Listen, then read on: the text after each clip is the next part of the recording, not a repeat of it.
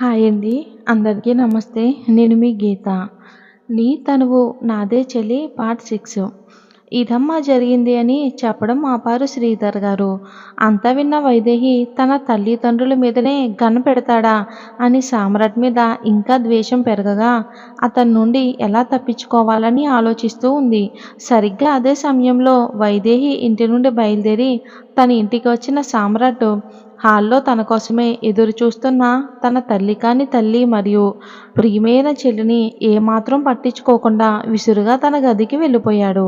అది వాళ్ళకి అలవాటే కావటంతో వాళ్ళు పెద్దగా బాధపడలేదు.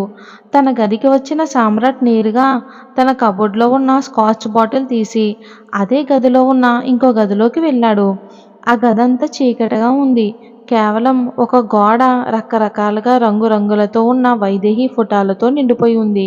అందులో మధ్యలో హాఫ్ శారీ కట్టుకుని ఉన్న తన నిలువెత్తు ఫోటో. దాన్ని తనివితీరా చూస్తూ తన చేతిలో ఉన్న బాటిల్ ఒక్కసారిగా లేపి మొత్తం తాగేశాడు. ఆ బాటిల్ని విసిరికొట్టాడు. ఒక బాటిల్ మందు కొట్టడంతో ఎక్కిన మత్తులో తూలుతూ ఆ ఫోటో దగ్గరకు వెళ్ళి అందులో ఉన్న వైదేహి మొహాన్ని, పెదాలని, కళ్ళను, చెంపలను చేతితో తడుముతూ, ఏముందే నీలో? అసలు ఎంత తాగినా ఎక్కని కిక్కు కేవలం నిన్నొకసారి చూస్తేనే ఎక్కుతుంది.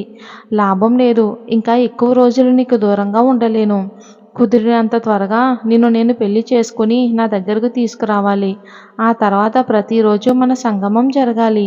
లేదంటే నాకు పిచ్చి పట్టడం పక్కా అని వైదేహి ఫోటోని చూస్తూ ముద్దులు పెడుతూ అక్కడే మత్తులో పడుకున్నాడు. తెల్లవారి లేచిన సామ్రాట్ తన ఎదురుగా ఉన్న వైదేహి నిలువెత్తు చిత్రపటాన్ని మరోసారి తనివితీరా మత్తు కళ్ళతో చూస్తూ అందులో ఉన్న వైదేహి పెదాలను మరోసారి ముద్దాడి ఆ గది నుండి బయటికి నడిచాడు సామ్రాట్. తిరిగి గదిలోకి వచ్చి ఫ్రెష్ అవుతూ ఉన్న సామ్రాట్ చల్లని నీళ్లు అతడి మేనిపై పడుతూ ఉంటే ఎదురుగా ఉన్న అద్దంలో అతడి మొహాన్ని చూసుకుంటూ తన మొహాన్ని తడిమిన నీటి చుక్కలను చేతితో తప్పిస్తూ ఉన్నాడు.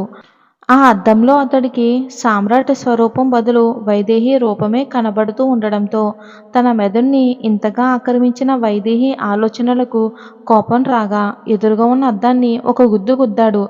దెబ్బకి పెద్ద శబ్దం చేస్తూ ముక్కయింది ఆ అద్దం. అతడి చేతి నుండి కారుతున్న రక్తాన్ని కొద్దిగా కూడా పట్టించుకోకుండా అలానే స్నానం చేసి బయటికి వచ్చాడు సామ్రాట్. అతడి చేతి నుండి అప్పటికే రక్తం కారుతూనే ఉంది. కానీ అతడు దాన్ని అస్సలు పట్టించుకోకపోగా కొద్దిగా కూడా లెక్క చేయటం లేదు. ఆ రక్తం కారుతున్న చేతితోనే తన కబోర్డ్ నుండి ఒక డార్క్ బ్లూ సూట్ తీసుకుని వేసుకున్నాడు. అలానే అతడి చేతికి వాచ్ పెట్టుకుంటూ హుందాగా కిందకి దిగుతున్నాడు. అప్పుడే కింద తమ గదుల నుండి బయటకు వచ్చిన సామ్రాట్ తల్లి ప్రియంవదం గారు ఇంకా చెల్లి శ్వేత అలా దిగుతున్న సామ్రాట్ని చూస్తూ ఉండిపోయారు. ఎందుకంటే రాయల్ బ్లూ సూట్లో అంత హాట్గా అనిపిస్తున్నాడు సామ్రాట్. కానీ సామ్రాట్ వీళ్ళిద్దరినీ కొంచెం కూడా అస్సలు పట్టించుకోకుండా డైనింగ్ టేబుల్ మీద కూర్చున్నాడు. అతడు కూర్చోగానే అతడు పక్కనే కూర్చుంది శ్వేత. అతన్ని చూస్తుంటేనే శ్వేత ఆనందంతో ఉప్పొంగిపోతుంది. అతన్ని పలకరించడానికి చూడగా అతని చేతికి తగిలిన దెబ్బను చూసి కంగారుగా అతని చేతిని తన చేతిలోకి తీసుకుని కంగారు పడుతుంది. అన్నయ్య, ఏంటన్నయ్య ఇది ఇలా తగిలింది? ఈ దెబ్బ? అయ్యో, రక్తం పోతుందే. అమ్మా, ఫస్ట్ ఎయిడ్ బాక్స్ తీసుకుంట్రా అని హడావిడి పడిపోతూ ఉంటే తన చేతిని చూస్తూ అప్పటికే తన డ్రామాని చూసి సామ్రాట్కి విసుగు చిరాకు కలిపి కొడుతుంటే విసుగ్గా అతని చేతిని ఆమె చేతి నుండి లాక్కుని డైనింగ్ టేబుల్ మీద ఒక గుద్దు గుద్దాడు. అది గాజుతో చేసి ఉండడం వలన బల్లున శబ్దం చేస్తూ ఒక్కసారిగా పగిలిపోయింది. దాని మీద ఉన్న వంటకాలన్నీ చెల్లాచెదురుగా పడిపోయాయి. అక్కడే కూర్చున్న శ్వేత ఆ శబ్దానికి ఒక్కసారిగా ఉలిక్కిపడి 2 అడుగులు వెనక్కి వేసి భయంగా చెవులను మూసుకుంది. తను అంతగా భయపడేసరికి నీకెన్నిసార్లు చెప్పాలి నా నుండి దూరంగా ఉండమని? చెప్తే అర్థం కాదా?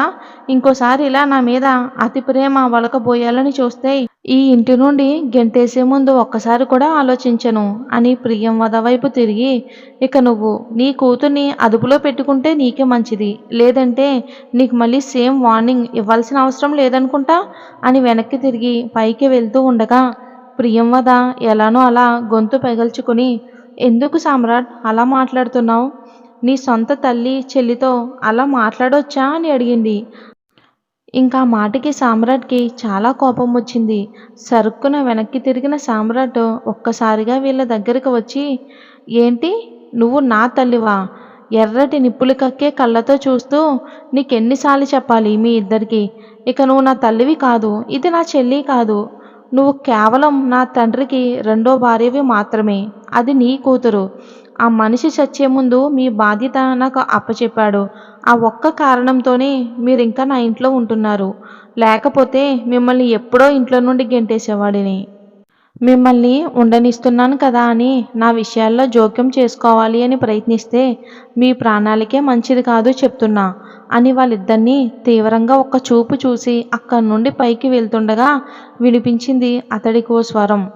అది తన పర్సనల్ అసిస్టెంట్ రాబర్ట్ అవటంతో వెనక్కి తిరిగిన అతనికి ఎదురుగా ఇంచుమించు అతడి హైట్లో నల్లని సూట్ వేసుకున్న ఒక వ్యక్తి కనిపించాడు.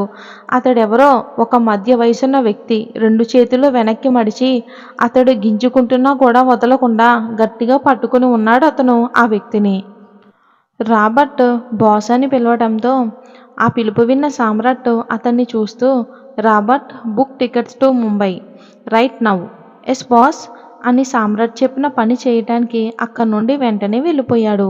అతడు వెళ్ళిన తర్వాత సామ్రాట్ తన సూట్ని సరిచేసుకుంటూ అతడి ఫోన్ పట్టుకుని కిందకి వెళ్ళిపోయాడు.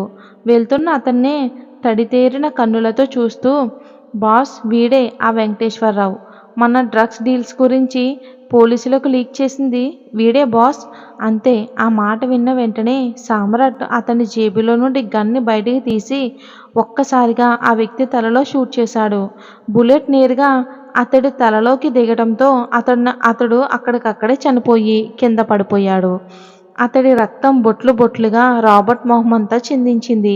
అది చూసిన ప్రియంవద ఇంకా శ్వేత ఒళ్ళులో వణుకు పుట్టగా అక్కడే వణుకుతూ నిలబడి ఉన్నారు. సామ్రాట్ మాత్రం తన మొహంలో ఇంత భయం, బాధ, పశ్చాత్తాపం కూడా లేవు.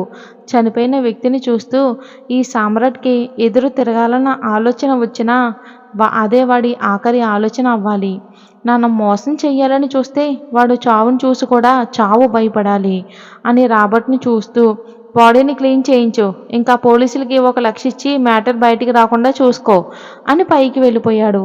తన గదికి వెళ్ళి ఇందాక డైనింగ్ టేబుల్ దగ్గర జరిగింది గుర్తు చేసుకుంటూ అతడి కోపం అంతకంతకు పెరుగుతుంటే దెబ్బ తగిలిన అదే చేతిని అదే పనిగా గోడకు గుద్దుతూనే ఉన్నాడు.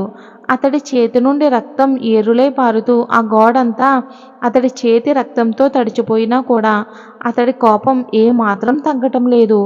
ఇటు వైదేహి తన తండ్రి చెప్పిన విషయానికి కోపం తన్నుకు రాగా సామ్రాట్ నుండి ఎలా తప్పించుకోవాలని ఆలోచిస్తూ ఉంది. కానీ ఎంత ఆలోచించినా తనకేమీ తట్టడం లేదు. ఎందుకంటే తనకి సామ్రాట్ గురించి తెలిసింది చాలా తక్కువ. అసలు సామ్రాట్ అనే ఒక డాన్ ఉన్నాడనే ఈరోజే తెలిసింది. అందుకే అతన్ని ఎలా ఎదుర్కోవాలో తనకి తెలియడం లేదు.